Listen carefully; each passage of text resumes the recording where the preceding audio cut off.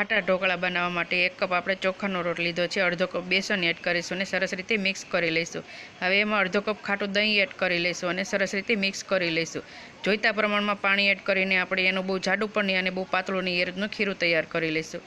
હવે એમાં આપણે સ્વાદ મુજબ મીઠું એડ કરીશું અને 3 ચમચી આદુ લસણ મરચાંની પેસ્ટ એડ કરીશું। અડધી ચમચી હળદર એડ કરીને સરસ રીતે મિક્સ કરી લઈશું।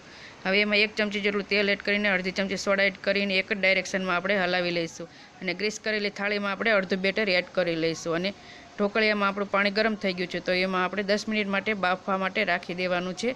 તો ઉપરથી લાલ મરચું અને કોથમીર એડ કરી લઈશું અને ઢાંકીને 10 મિનિટ માટે આપણે એને રાખી દઈશું। તો 10 મિનિટ બાદ આપણા ઢોકળા સરસ રીતે બફાઈને તૈયાર થઈ ગયા છે। તો ઉપરથી આપણે સિંગ તેલ લગાવી લઈશું અને એમાં ઠંડા થાય એટલે કાપા પાડી લઈશું। તો આપણે સરસ મજાના ઢોકળા બનીને તૈયાર થઈ ગયા છે। તો આ રીતે એકવાર જરૂરથી ટ્રાય કરજો અને વિડીયો પસંદ આવે તો લાઈક અને શેર કરજો।